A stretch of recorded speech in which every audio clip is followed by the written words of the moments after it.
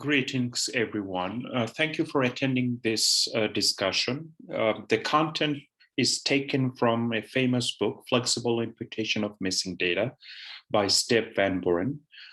So in this presentation, I will try to give some statistical underpinning of missing data before we get into the applications. The first couple of things that we need to get used to is notation. We have a couple of notations to follow throughout this presentation. So let Y denote the data matrix, which is N by P data matrix, where we have N samples and N variables. So the rows represent samples and the columns represent the variables. And in addition to this, we also define a response indicator matrix, R, which we will be using heavily in this presentation, which is also N by P, which is the same size of Y matrix.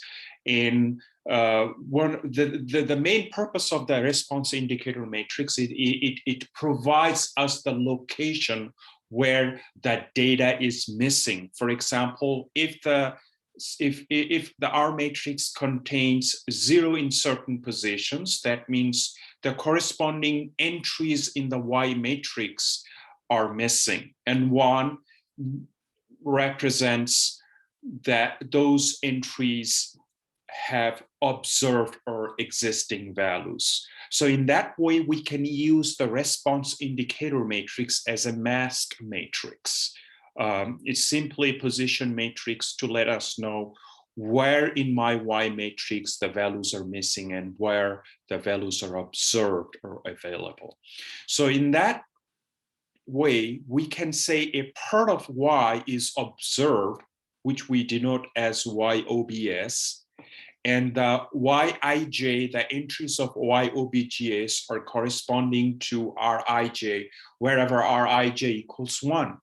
Otherwise, the remainder part of Y matrix are missing, and we denote it as Y miss when the corresponding Rij entries have zeros. We assume that the R matrix is known. In that way, we know which positions of my Y data matrix have missing values or missing entries. So hypothetically, our complete data is a combination of some observed values or known values and some missing values. And like we said, Y miss is the hidden or the missing part of the data that is to be estimated. Now, there are 3 types of missingness. We will go over those 3 types and try to explain them statistically using some statistical notations. The first one is MCR, where we call the missingness is completely at random, or MAR, missing at random.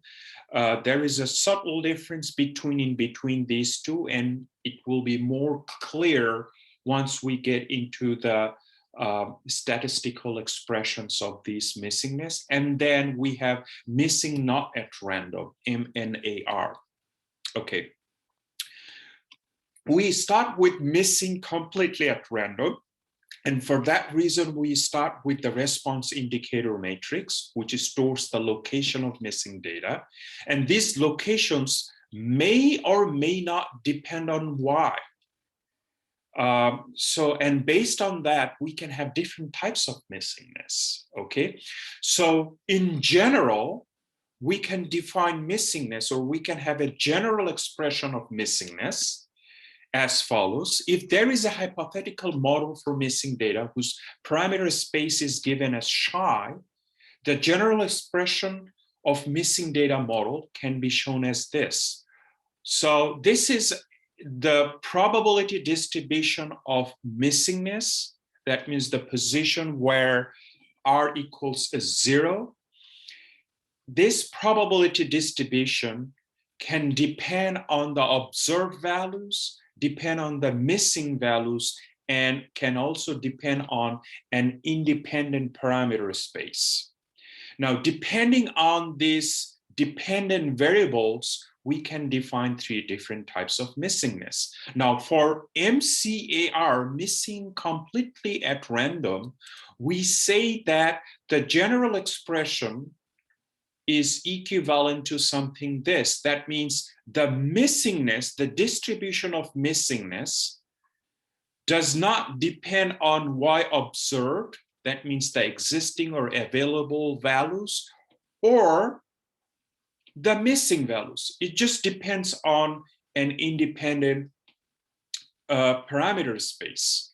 That is, the probability of missingness does not depend on data in any form and depends only on some independent parameters psi, which is the overall probability of missingness. For example, if we define psi as 0.5, that means we're suggesting that 50% of this R matrix are missing. That has nothing to do with this Y observed and Y missingness data. So how we can create MCAR? What we can do is we can just randomly remove 20% of the data to create missingness. And the positions that will have R equals 0, which happens to be 20% of total R entries, will not depend on Y observed or Y missingness under any circumstances. Now, for any practical value, this type of missingness is not useful because in practice, it's less likely that someone would just randomly take 20% values out, removed, to leave it as a missing data to be imputed. This would be something interesting to test different missing value imputation algorithm or methods, but in practice, this is rather unrealistic and impractical. So that's why we need to move on and try to understand MAR and MNAR, which are the other 2 types of missingness. Now, if my missingness, that means the positions where the values will be missing, depends on the observed data, YOBS, then we call it missing at random. In that case, the general expression of missingness, which is the probability distribution of the positions of missing values, would depend on psi as usual, as well as it will depend on the observed value. For example, if we observe certain values, that will determine whether or not we will have missingness in some other values and so on and so forth. What will be an example of this? So what we say in electronic medical record, we can say that if X1 and X2 are some lab values that are available for a patient or observed for a patient, the physicians may consider that they may not need to be tested for X3, X4, and X5. So what it means that we're going to have missingness for these guys, for these entries, because of the fact that, or this missingness depends on the fact that we are already observing some value in X1 and X2. In other words, my missingness, that means the positions of Y at which the values will be missing, depends on the values that are already observed. Okay? So if missingness depends on both observed and unobserved, it's missingness not at random. Okay? So in that particular case, the expression will be like this, where the probability distribution of missingness depends on Y observed, Y missing, as well as the psi. Okay, so this psi is an independent percentage of missingness, for example, 10%, 20%, or 50% whatsoever. What is an example of missing not at random is, for example, weights of obese people are missing since they are reluctant to be weighed. That means in this particular case, we have a missingness in weight variable. Let's say y2 could be the weight variable. And this weight variable is missing at certain position, right? That means y miss is missing at certain position because whenever the weight is more than certain threshold, that means when you try to take the weight for obese people who have BMI greater than 30, you tend to have more missingness for those entries. That means the missing variable itself is responsible for the missingness. So in that particular case, you will have that the entries for the weight variables are available only for normal or underweight people, but for the obese people, they're missing. Okay. So like I said, for all practical purposes, MCAR assumption is quite restrictive and unrealistic, and it's great for experimentation, but in reality, this is something that would be less of our interest. So we will rather invest our time and effort in imputing MAR or MNAR type of imputation using multiple imputations. So the next video will be on multiple imputations. Okay, let's look into some numerical illustrations. Let y equals y1, y2 are drawn from a standard bivariate normal distribution. So let's say y1 is representing a variable, y2 is representing a variable, and together it's representing a bivariate normal distribution, where the correlation between y1 and y2 is 0.5. We assume that the missingness is in variable y2, right? We're assuming that y1 is observed and the missingness is happening in y2. So if that is the case, we can have a general expression of missingness. We're using arc2. Arc2 represents the positions of y2 where the values are missing. That's why we're using a response indicator arc2, which represents the missingness position for the y2 variable. Now, the probability distribution of missingness in y2 will be represented by chi0, which is the independent missingness parameter, which we use to represent MCAR. And then we have another factor, chi1, and which depends on a function that is made of the observed value, y1. As you can see, y1, it's made of y1. So if my missingness of y2 depends on observed y1, we call it, that means this factor is contributing to MAR. And then we have this third factor with chi2. And as you can see, this third factor is a function of the missing variable itself. That means the missingness of y2 variable depends on y2 itself. And if that is the case, we call that this part is contributing to MNAR. Okay, so if that is the case, arc2 equals 0, like we said, represents non-response or missingness for variable y2, and your chi can be represented as 0.500 when your missingness does not depend on y1 or y2. It doesn't depend on y observed. It doesn't depend on y missingness, right? It only depends on a probability factor, 0.5. When I'm putting 0.5 here, I'm saying that we're randomly removing 50% of y2, regardless of what we see in y1, regardless of what we see in y2.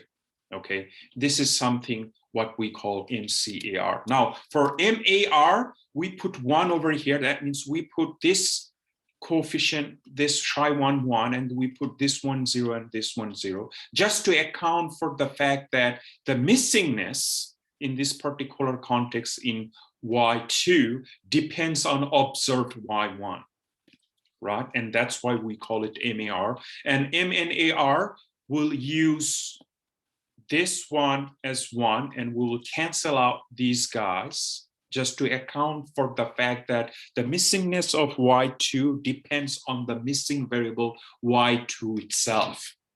Okay, it depends on the unobserved y2. And we explained the fact that when the weight is missing for the obese people, then weight itself is responsible for the missingness of weight.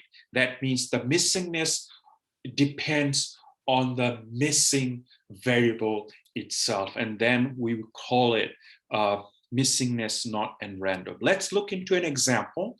We can have a growth study that measures 2 variables. One is the body weight in kilograms, another one is the gender.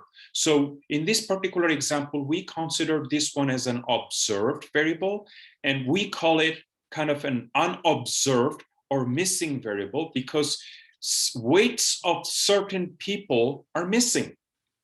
Okay, some body weights are missing. That means y2 is the missing variable. So a boy's weight can be drawn from something like this. If we ignore the response mechanism, we can write something like this. That means the distribution of weight, which is y2, depends on y1, right? Whether it depends on the gender, and it can depend on the missingness. That means which positions of y2 are missing. Okay, and if this particular distribution equals this distribution, in both cases, the difference is the position of missing and position of observed in the response matrix for y2, then we can say that the distribution of weight y2 depends on observed y only. It doesn't depend on r2, because no matter what the value of r2 is, what the position of r2, the distribution of y does not depend on them, right? So in general sense, we can call this example as an MAR example. And this type of assumption, when we make this type of assumption, that means the distribution of the missing data or the missing value does not depend on the response matrix. This leads to correct inferences on combined samples of boys and girls. So if we have a combined sample of boys and girls, this is our observed data. And using this observed data, you can still get correct statistical inferences, even if boys have substantially more missing values.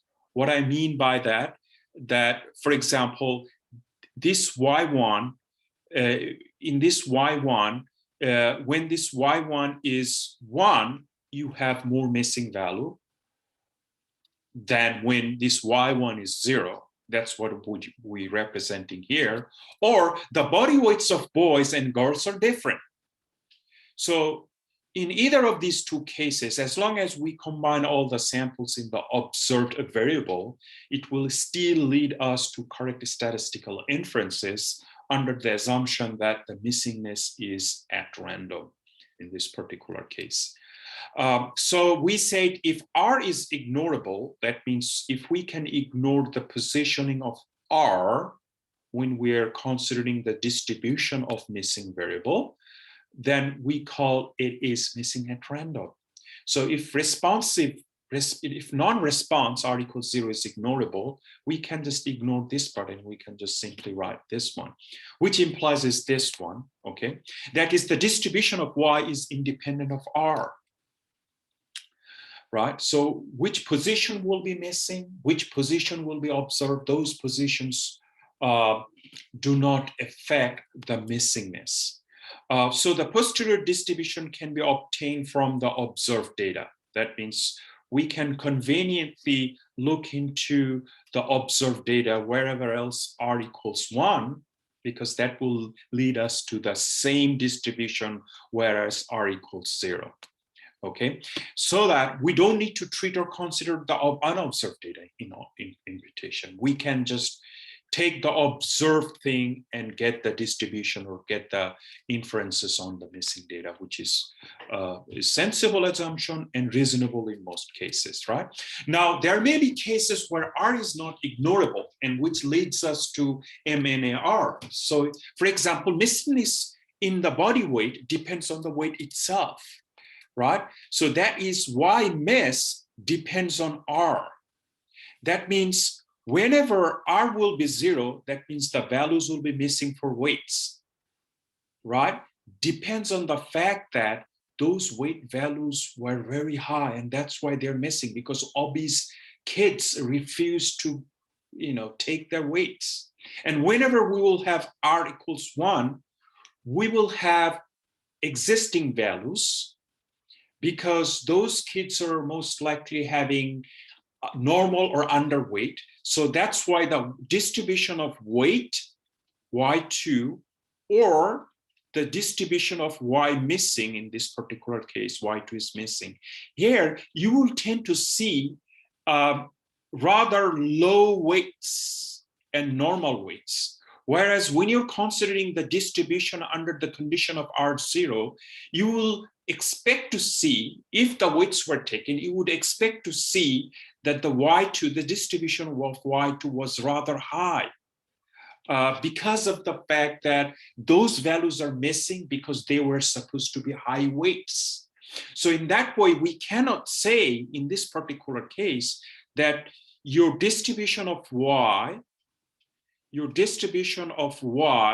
given R0 is same as the distribution of Y given R1, because now the distribution of Y depends on the fact whether or not the values are missing or not. So they are not equal in this particular case when we're considering missing not at random. So for example, some obese boys refuse to be weighed, and therefore we are missing weights that are higher in values, which implies this is not equal.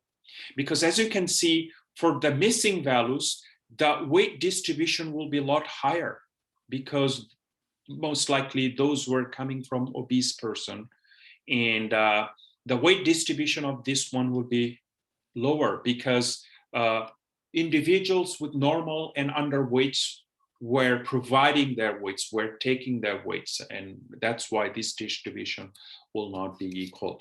If we consider now, for some reason, if we make an assumption that this is equal, that means in fact this is this one, and we make an assumption that this is MAR, and by MAR we are saying that these two distributions are equal, it will estimate the missing overweight values. That means you will be using this one, right, to be able to estimate the missing values.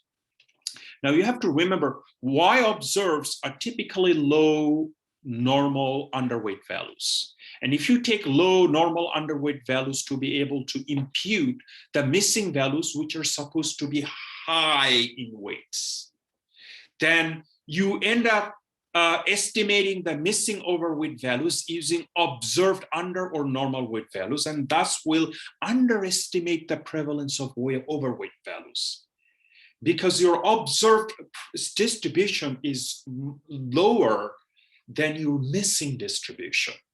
And so we cannot ignore the response mechanism when we're dealing with missing not at random.